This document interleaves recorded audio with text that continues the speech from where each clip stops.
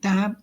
Serviços que ajudam, né, que aumentam o faturamento na consultoria. O primeiro serviço que aumenta o teu faturamento na consultoria, por quê? Porque existe muita demanda.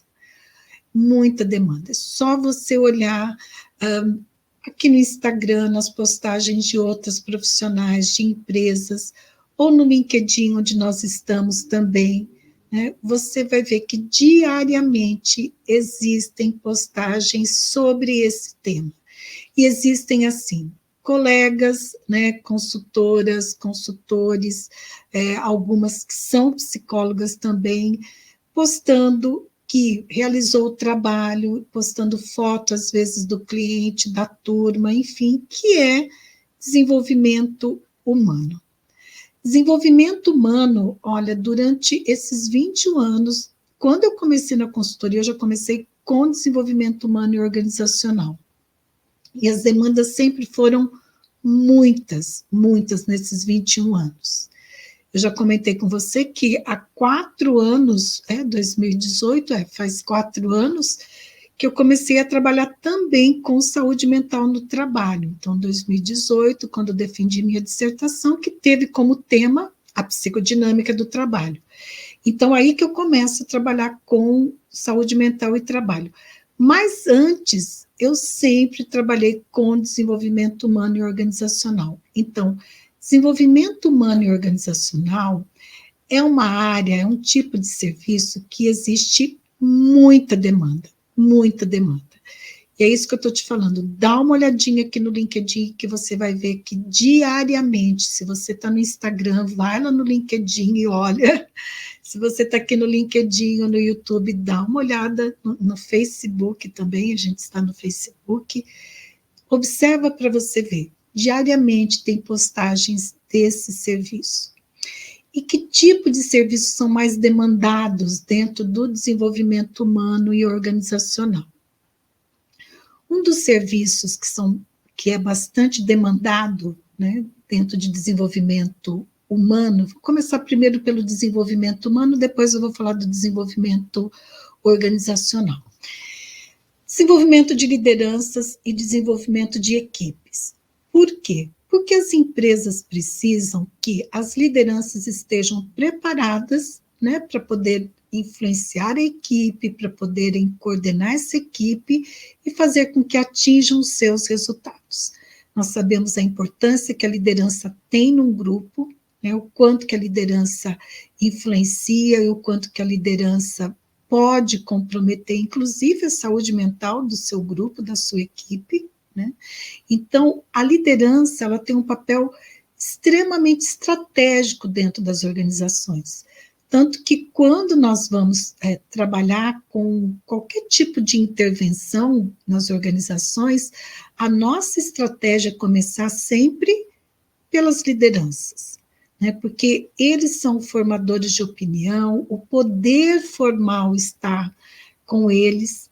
Então, se nós não conseguimos trazer as lideranças, né, engajar as lideranças naquele trabalho que vai ser desenvolvido, dificilmente esse trabalho tem sucesso.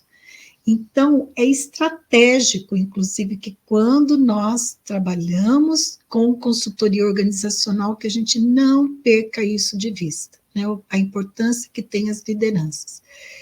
E quando nós trabalhamos com consultoria, por que as empresas contratam, né, nosso trabalho como consultoras?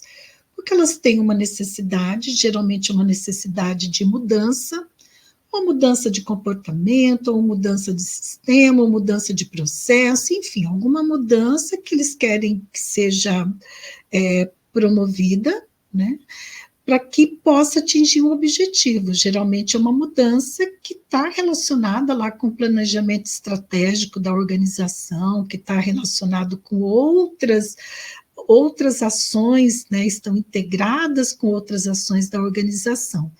Então, eles nos contratam para isso, né, para que a gente auxilie a organização nesse processo de mudança. E aí o desenvolvimento de liderança, ele é muito frequente, é muito demandado, né? Claro que existem alguns cuidados que você precisa ter quando você vai trabalhar com desenvolvimento de lideranças, né? Alguns até eu sempre costumo compartilhar aqui com você.